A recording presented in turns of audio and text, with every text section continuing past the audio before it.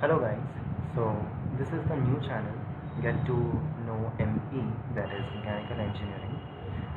I would be very obliged if you support this channel with likes and shares, and this channel has objectively been made for the students in order to guide them with certain aspects of competitive exams and questions asked in the competitive exams related to the mechanical engineering stream. So what we are doing in this session, we are going to have few numericals regarding the thermodynamics subject, which is a very important subject in the stream of mechanical engineering, and we will be dealing few questions regarding that. So let's start without wasting much time. So this is the first question. Uh, this is the first question. All these questions are taken from some of the other competitive exams, mainly GATE, and these are 1 mark questions basically. But you will be don't be bogged down by the size of the solution, as I have explained as much as I can the concept also regarding the 1 mark question also. So in this question it was given that d phi and d psi expressions for both of them are given, and it was asked whether which one of them is a property or neither of them is a property. So if you have already studied about thermodynamics and about the property part, so you will be very much aware that property, in case of thermodynamics, we call something a property only when it is an exact differential.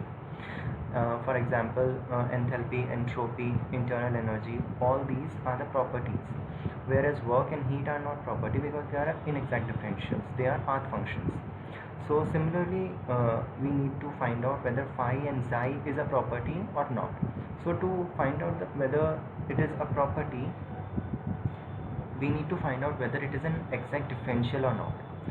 And as we know that whenever the expression is given, it is exact differential only when this expression is satisfied. That is, derivative of m with respect to y must be equal to the derivative of n with respect to x, in comparison to the above expression which I have written, m dx plus n dy equals to 0. So when we will compare m dx plus n dy equals to 0 with the functions that we are already provided in the question, that is d phi and d xi, we will be able to find out that what is m, what is n. This is how this is a really newbie method. That's why I'm writing each and every single thing, like m is a can be represent f of t can be represented as m. So you just basically need to replace them in the formula and try to find out the derivatives. So in this case, as per this expression which we have given, so dy is equals to dv and dx equals to dt. So when you will try to find out this, it would be 0, as f is only a function of t and it is not a function of v, so its derivative would be 0, while in the other case the derivative is not 0.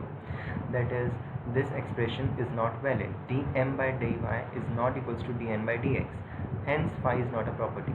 That is, it is not an exact differential, and hence it is not a property. Similarly for psi also, you need to do the similar steps and you will get to know that del t by del v is equals to 0, but del tau by p, t by p square with respect to pressure is equals to minus 2t by p cube, which is not equals to 0. Hence psi is also not a property.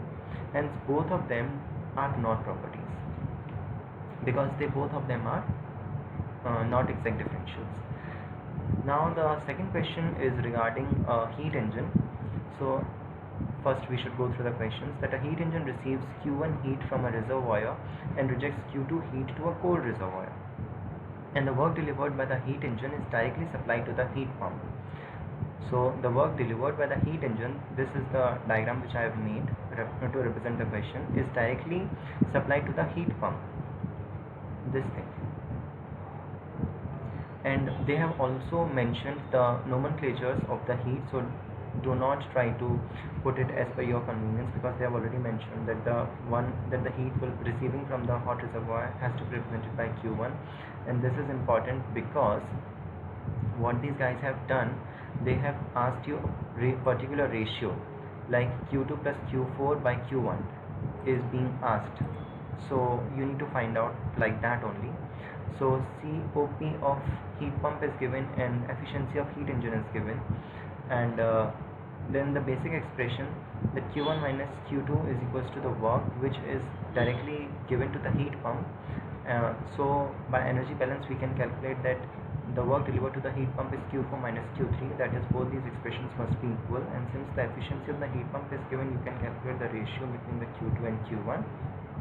So you will get a relation between Q2 and Q1 also, and since the COP of the heat pump is also given, so you can calculate the relationship between Q4 and Q3 also, and then put the parameters. We are basically calculating the parameters in respect to the ratio in which we have been asked. So Q2, Q4 and Q1 we don't need Q3 anymore, so we will replace the Q3 parameters here, and this is what we will find that it is 2.2.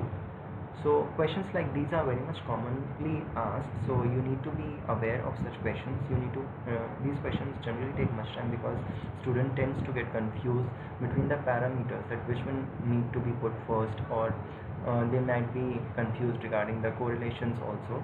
So for such type of questions you need to be very basically clear about the formulas need to be used and the relationships between them. Sometimes it also happens that instead of complete work they will tell you about certain percentage of work is being supplied here.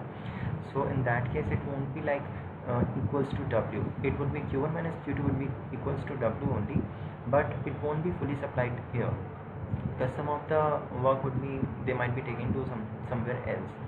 So certain these questions have to be handled carefully. Then the next question is regarding the question of entropy. So in this case what they have mentioned about electrical resistor which is heated steadily. Is very important here, that steadily it is not changing with time.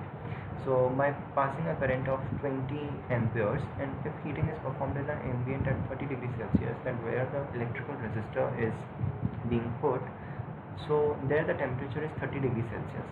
So what is the rate of increase of universe? And it is clearly being asked in kilowatt per Kelvin. So these are all the parameters. Do not forget to change degree Celsius to Kelvin, guys. This is a very big mistake many students do, and it will basically turn out into a wrong answer and you may lose marks. So the heat due to the electrical resistor is I square R in kilowatts, but sometimes many of us are familiar with I square RT, so do not find out for T, as T already has not been given, and even if it has been given, since you have asked in kilowatts, so you do not need to use T here, as if you use T then the units will be in kilojoule. So use Q is equals to I square R. This much of the heat is getting ejected from the electrical resistor in an ambient of 303 Kelvin. So as you know, the change in entropy in the universe would be Q by T naught, and this is what the expression would turn out like. Here the answer is not necessary, but you need to be very specific about the formulations you need to use and the concept you need to follow. Here, since it is already been mentioned in the question that you need kilowatt per Kelvin only, so it is very important that you put your answer as 0.132 kilowatt per Kelvin, not 132 watt per Kelvin.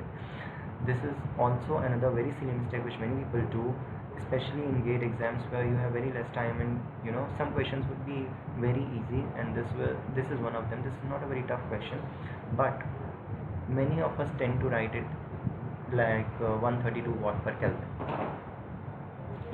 And though we might have been thinking that our answer is correct, but it is not in the units in which the questioner, the person who has said the question, has asked. So it won't fetch you any marks. So be very careful of that. Then this question is a conceptual question. Differential change in specific enthalpy of superheated vapor for which the ideal gas approximation does not hold is given by what?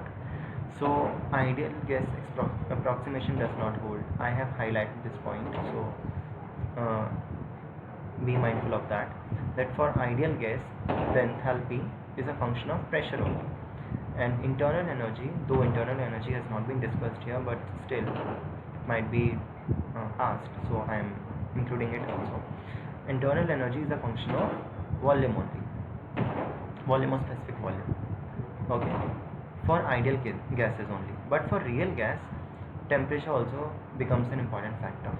Since here we have been, so you can eliminate option A directly, as it is valid for ideal gas only, and you can find out by differentiating it like this, and on comparing it with the options, or directly you can visit to the options like dH is equals to Cp dt plus del H by del V at constant temperature at dV.